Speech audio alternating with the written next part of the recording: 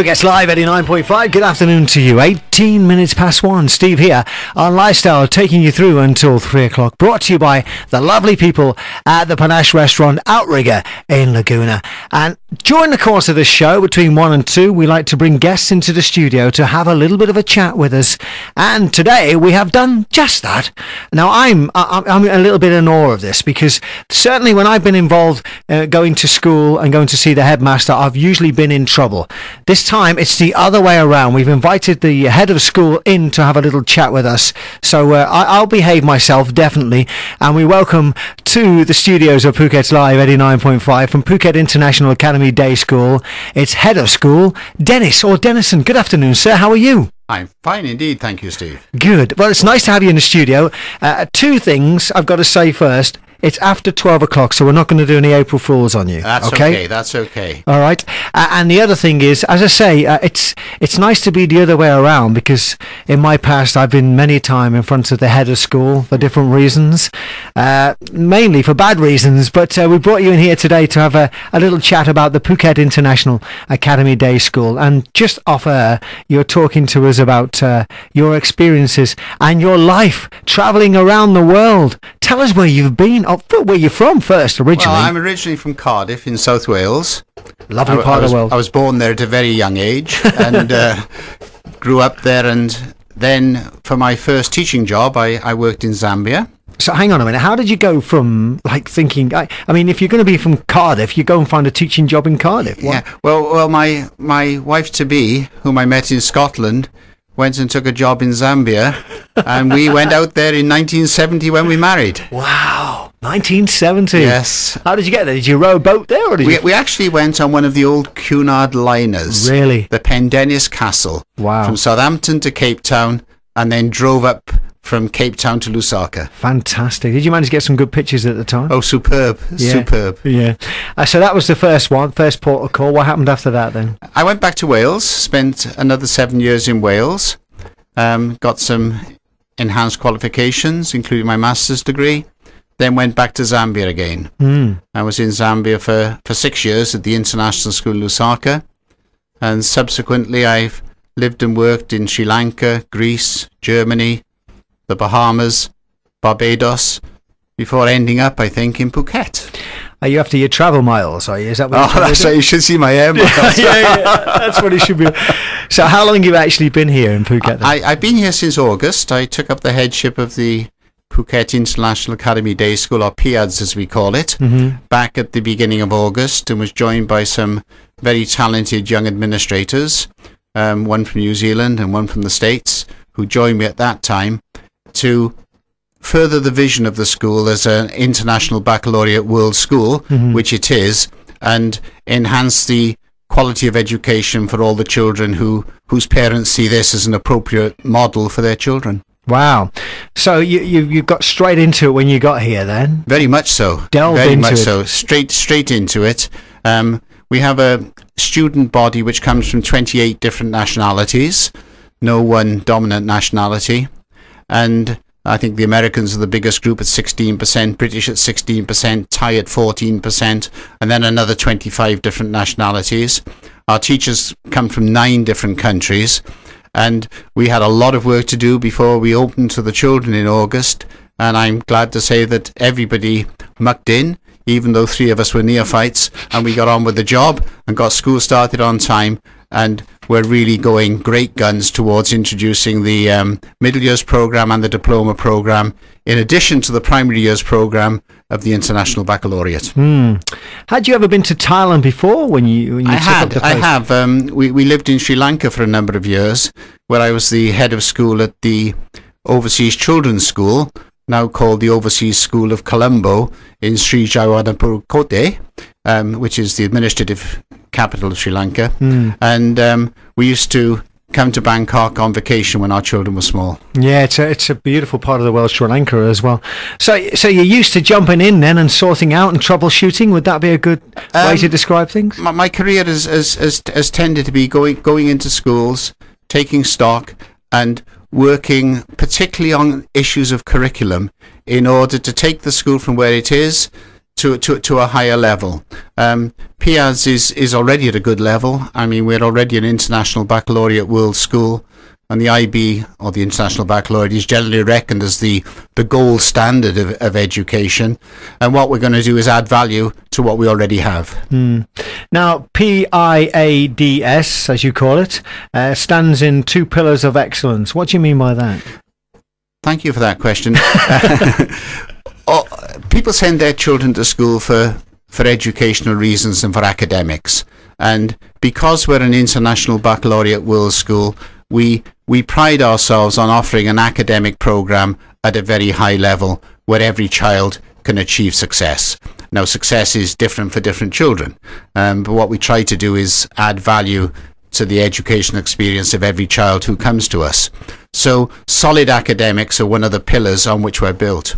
But we also have a very, very strong commitment to social and emotional learning and secular mindfulness, where children, how can I put this simply? Children care for the environment, they care for others, and they care for themselves. And we have mindfulness exercises which have been shown. There's a whole batch of research in neuroscience which shows that children who are in schools where there's an emphasis on social and emotional learning as well as academics actually do better academically than in schools where they concentrate simply on the educational aspects. Okay. You know, when parents come in to speak with us about the school, we always make sure that they understand that philosophically there are these 2 pillars: academic learning, social and emotional learning. And I mean, the facilities are amazing. Were you surprised when you actually saw them for the first time? I know you probably looked on the website and looked at it that way, but actually being there and the environment itself. You know, Steve, all my life I've been looking for a school like PIADS. Not only is the educational philosophy right up my street, I was actually one of the small group of pioneers of what is now the IB's primary years program, which developed the original learner profile, as it's called. So philosophically, I knew I was spot on. But I've worked in bush schools in some places where you had to watch cash flow every morning, and where we delivered a good program in the most primitive of facilities. But at PIADS, we have not only the philosophy and the program, we also have the facilities. We're part of the Tanya Pura setup. We're a not-for-profit school, and what we do is we are able to enjoy all the benefits of Tanya Pura, which is amazing, in many ways the greatest leisure club in Southeast Asia. It is amazing. Okay, we're talking with Dennis, who is the head of school at Phuket International Academy Day School here on Phuket's Live 89.5, and we'll be back with him talking a little bit more about the school very shortly here. Lifestyle Steve here through until 3 o'clock. Every weekday we do this, courtesy of the Panache Restaurant, Outrigger in Laguna. Lovely place. And not far from there is the Phuket International Academy Day School, and we have head of school, Dennis, in the studio. I'm relaxing a little bit more now that the headmaster's on the other side, and I'm not going to give you a hard time like my headmaster used to give to me. And do schools still do detention and lines? Do you still do that? Or is it all on the computer now, on the phones? We don't beat the children. Yeah, I used to have a history master that used to do that, crooked nose and the cane and all that. We were all there. No, we don't do that any longer. I mean, teaching itself has changed so dramatically over even in the last couple of years. I mean, absolutely. I mean, the advent of the internet and what we've come to know about the way in which the brain works has changed teaching completely. It was Oliver Goldsmith who spoke about the village schoolmaster and said, "Still they gazed, and still the wonder grew, that one small head could carry all he knew." and the job of the teacher then was to be the sage on the stage, and absolutely just give you the material, and then you wrote it all down, sat in an examination, regurgitated it, and you were educated. It's not like that. It's not like that these days. I mean, when I was a young teacher in Zambia, and we would do what we called a project on dinosaurs, getting the information was the problem. And now you become the dinosaur. Well, exactly. I did that too. Thank you very much. But you were telling me about these days. there's so much information. We need to teach kids what's worth knowing. Well, you're saying that you've got a couple of guys who are younger, and the font of knowledge that they're bringing as well, the balance is quite right. Dan and Ricky know much more than I knew at their age. They're young men. They're keen. They're enthusiastic. They're full of energy. And I think that the blend of my experience and their knowledge and ability, along with the other members of the leadership team, Kristen and Kunkanita, it makes for a well-blended mix of administrators. Now, there's a lot of international schools on the island. I mean, the island's developing in all sorts of different areas. What sort of makes a difference about PIADS as a school, and why should be at the forefront of the parents' mind if they're actually going to choose? Yeah, it depends on philosophy. Whenever we get parents coming to the school, whether by appointment or drop-ins, we always explain carefully what the philosophy of our school is all about, and we point out that there are other fine schools on the island, and that they need to talk to those schools as well and find the school which best suits their educational philosophy. The International Baccalaureate began as a curriculum for international schools. It's metamorphosized into an international curriculum for schools. So for internationally minded expatriates and internationally minded Thai people, we believe that what we offer is the right blend. We offer an education which is based on solid research, best practice, which we happen to think is gold standard.